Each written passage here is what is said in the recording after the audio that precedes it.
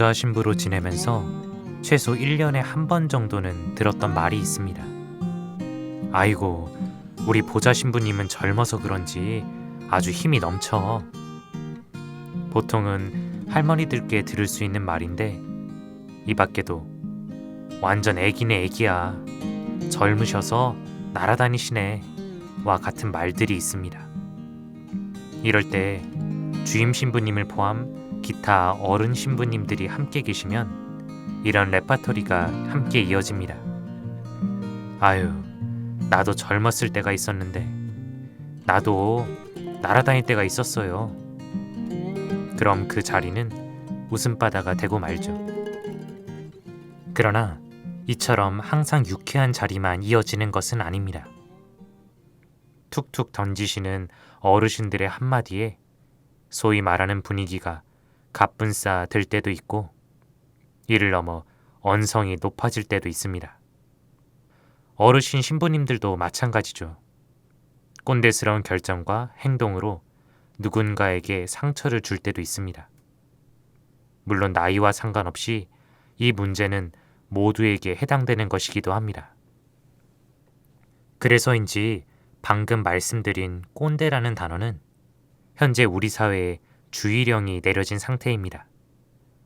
자신이 꼰대이길 바라지 않고 꼰대로 낙인 찍히는 것을 두려워하고 또 꼰대가 되지 않기 위해 눈치 보는 그런 꼰대 주의령이 우리 사회에 발령되어 있습니다.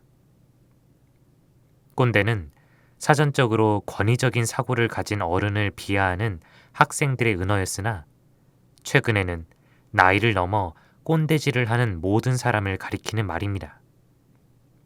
꼰대라는 단어가 이토록 깊게 우리 사회에 자리 잡은 데에는 우리 사회가 세대 간 갈등을 크게 겪고 있고 또 서로 달리 살아온 문화들을 인정하기 어려운 데에서 벌어지고 있는 것은 아닌가 싶기도 합니다. 이는 넓은 의미의 우리 사회만이 아닌 교회 안에서도 똑같이 나타나고 있는 현상입니다. 이런 현실 속에서 우리가 한 번쯤 읽고 즐기며 서로를 이해해 볼 수 있는 책 한 권을 소개합니다. 신부의 책장, 오늘의 작품은 노희경 작가의 Dear My Friends입니다. 지금 사랑하지 않는 자 모두 유죄, 괜찮아 사랑이야 등으로 유명한 노희경 작가의 Dear My Friends는 2016년에 방영되었던 TV 드라마를 소설화한 작품입니다. 윤여정, 남은희, 고두심, 주현, 김혜자, 신구 배우님 등을 포함 많은 어르신 배우들이 한 드라마에 나온 것으로도 유명세를 탔었는데요. 단지 나이 많은 배우들이 대거 출연했다는 것을 넘어 황혼의 삶을 현실적으로 표현하고 서로를 공감할 수 있게 그려냄으로써 많은 사랑을 받았습니다. 드라마가 종영한 이후 곧바로 나온 오늘의 책은 드라마를 이미 봤던 사람들에게는 그 장면을 상상하면서 읽어 내려갈 수 있는 기쁨을, 책을 먼저 읽게 되는 이들에게는 글이 가져다 줄 수 있는 상상과 세대 간의 이해도를 선물해 주었습니다. 이 밖에도 다양한 교훈들과 감동, 그리고 사랑을 가져다 주었습니다. 작가는 주인공 와니와 엄마 나니, 그리고 엄마의 꼰대 친구들의 이야기를 1인칭 시점과 관찰자적 시점을 오가며 풀어내고 있는데요. 우리 시대 노인들, 내 부모들의 진짜 인생을 솔직하고 세밀하게, 때로는 발칙하게 묘사하고 있습니다. 이미 이 소개만으로 흥미로울 것 같지 않으신가요? Dear My Friends 소설의 줄거리를 이 시간을 통해 모두 소개해드릴 수는 없지만 첫 장부터 함께 하시면 어르신들의 흥미로운 이야기에 더 깊이 빠지실 수 있을 것입니다. 그럼 함께 들어보실까요?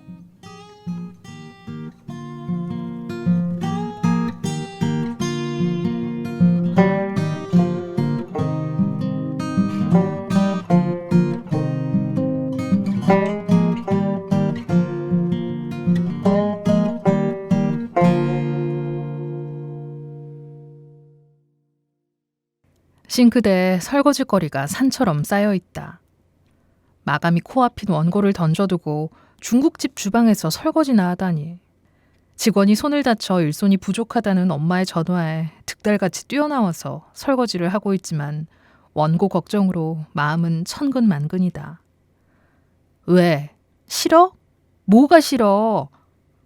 게다가 엄마는 지금 내 인내심의 한계를 시험하고 있다. 엄마 동문회에 또 같이 가잔다. 미안하지만 그 제안만은 사양이다. 그냥 싫어. 내가 내 동문회도 안 가는데 엄마 동문회를 뭐하러. 어릴 땐 돌봐줄 사람이 없어 엄마 손에 이끌려 다녔고 커서는 엄마 운전기사로 불려다녔다. 두서없고 정신없는 엄마 동문회에 앉아있자면 스트레스를 받는 사람은 오직 나뿐이었다. 엄마 말이라면 거절 한 번 안 하던 딸이었으니 그 정도 불편쯤은 감수했다. 하지만 끝도 없이 이어지는 엄마의 요구가 이제는 점점 버겁게 느껴진다. 아무리 사소한 부탁이라도 엄마의 영역으로 나를 끌어들이는 일은 불편하다. 말하는 싸가지 마라. 엄마 동문회 가면 뭐 팔다리가 부러지냐? 희자 이모랑 정아 이모 모시고 가야 하는데 그 먼 데를 차 없이 걸어가리? 엄마는 막 튀겨낸 탕수육을 그릇에 옮기며 나를 모진딸로 몰아갔다. 탕수육 2개! 시장 초입에 자리한 엄마의 중국집은 나름 맛집으로 소문이 나 식사 시간엔 문전성시를 이루었다. 덕분에 전쟁통 같은 점심시간만 넘기면 대부분 하루치 재료가 떨어져 일을 마무리한다. 옛날 같으면 시장에서 장을 봐와서라도 장사를 더 했을 엄마지만 3년 전 쓰러진 뒤로는 재료가 떨어지면 미련 없이 장사를 접는다. 인생 아등바등 살 필요 없다는 걸 엄마는 죽음의 문턱에 다녀와 뼈저리게 느낀 것이다. 설거지를 마치고 집에 돌아와 샤워를 하고 나오니 엄마에게 전화가 왔다. 넌 내 몸을 씻어 조지냐? 내려와, 정아 이모 왔어. 정아 이모는 희자 이모와 단짝 친구이자 엄마의 초등학교 동문 선배다. 순하고 어질기만 한 정아 이모를 보면 짠하면서도 왠지 정이 간다. 나는 젖은 머리에 모자를 눌러쓰고 후다닥 편의점으로 달려갔다. 냉장고에서 흑맥주 하나를 꺼내 볼에 대보니 깜짝 놀랄 만큼 차갑다.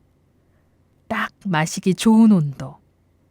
나는 만족스러운 얼굴로 3병을 꺼내들었다. 자식들 집에서 챙겨온 허름한 이불 보따리와 반찬 보따리, 그리고 트렌치코트와 어울리지 않는 이모의 낡은 신발과 추레한 바지가 눈에 들어왔다.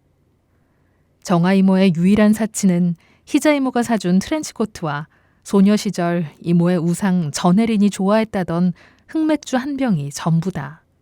흑맥주 역시 번번이 다른 사람이 사줄 때나 누리는 사치였지만 말이다.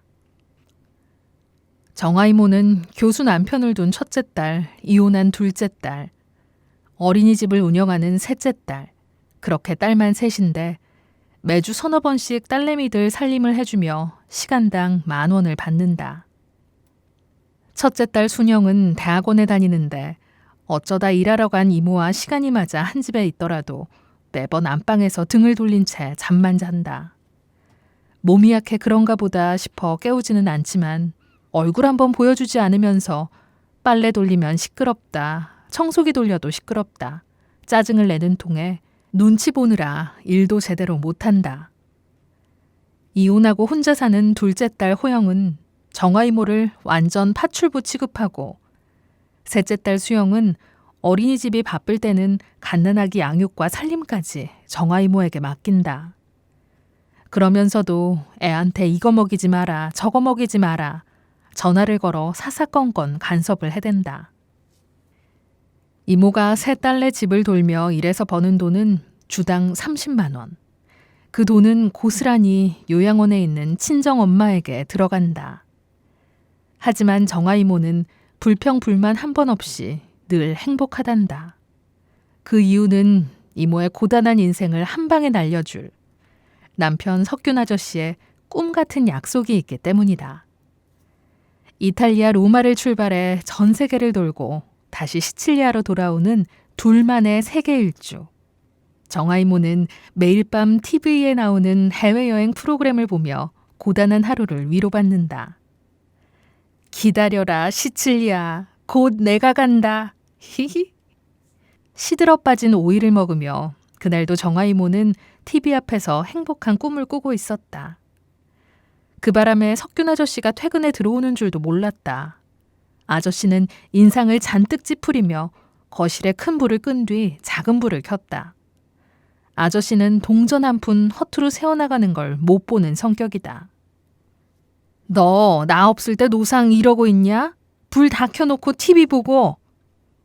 이모가 불이 나게 일어났다. 일찍 왔네. 오이를 씹으며 이모가 희죽 웃어 보였지만 아저씨는 대꾸도 없이 TV부터 껐다. 오이는 뭐야? 시든 거 버리기가 그렇잖아. 왜 그걸 돈 주고 사서 시들게? 정신머리가 빠져도 천년은 빠진 여편네. 아저씨의 혀차는 소리를 들으며 이모는 주방으로 갔다. 식탁에는 아저씨의 저녁 식사가 차려져 있었다. 소박한 밥상임에도 아저씨는 또 시비를 걸었다.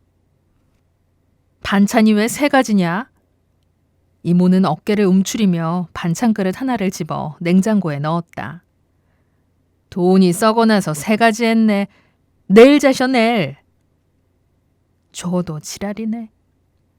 이모는 자신에게만 들리게 욕을 내뱉었다. 좀생이 남편의 지청구는 하루 이틀이 아니니 마음에 담을 것도 없다. 그보다는 아까 보던 여행 프로그램을 못 보는 게 아쉬워 거실 쪽을 힐끗거렸다. 근데 당신 일 언제 그만두고 우리 세계여행 가? 10년 전 공장장 그만둘 때도 2년 전 공장 수익 그만둘 때도 간대 놓고 안 갔잖아. 이번 아파트 수익 그만두면 그때 진짜 가는 거다. 이모가 아저씨의 밥숟갈 위에 김치를 얹어주며 다시 애교를 부렸다. 엄마와 희자 이모는 석균 아저씨가 빈말할 사람은 아니라며 정아 이모의 세계일주를 철석같이 믿고 있지만 과연 짠돌이 아저씨가 행여나 그래줄까? 나는 글쎄라고 본다. 지금 나는 슬로베니아에 있는 연하와 영상통화 중이다. 오늘따라 연하는 등을 돌리고 앉아있다. 노트북 화면에 가득 찬 그의 등이 애틋하게 나를 자극한다. 문득 그를 안고 싶어진다. 하지만 나는 연하에게 그 말을 하지 않는다. 그를 안아줄 자신이 없기 때문이다. 지난 3년간 연하는 단 한 번도 내게 왜 떠났냐고 묻지 않았다. 나 또한 그 일에 대해 아무 말도 하지 않고 있다. 오랜 친구처럼 시시덕거리며 통화하는 것이 우리에게 남겨진 그리고 우리가 할 수 있는 사랑의 전부다. 그렇게 3년의 시간이 흘렀지만 불쑥불쑥 차오르는 그에 대한 그리움으로 나는 종종 휘청거린다. 하지만 여전히 이를 악물고 버티는 중이다. 그러나 그런 속내조차 연하에게 들켜선 안 된다. 분위기를 바꿀 겸 엄마 동문회 얘기를 꺼내려는 순간 희자 이모와 정아 이모에게 연달아 문자가 날라왔다. 좋기 20개는 되어 보이는 하트와 함께 내일 동문회에 데리고 가줘서 고맙다는 내용이 담겨있다. 기가 막혀 득달같이 엄마에게 전화를 걸었다. 엄마, 내가 언제 엄마 동문회에 이모들 모시고 간댔어. 내가 언제. 원고 마감이라고 몇 번을 말해. 잡지 글은 글이 아니야? 엄마, 엄마? 엄마는 잡지 나부랭이에 실리는 건 글도 아니라며 내 감정을 긁어놓더니 친구들과 콜라텍에서 노느라 바쁘다고 일방적으로 전화를 끊었다. 내가 씩씩거리자 대충 상황을 짐작한 연하가 그러지 말고 어머니 도와드릴 겸 동문회에 나가고 어른들께 배울 게 있으면 배우고 오란다. 나는 코웃음을 쳤다. 뭘 배워? 배울 게 있어야 배우지. 만나기만 하면 싸움박질 하시지. 사람만 없음 뒷담화 장렬이시지. 삐치시지, 우시지, 땡캉 피우시지. 나이만 드시면 어른이니? 노인과 어른은 분명히 엄연히 달라.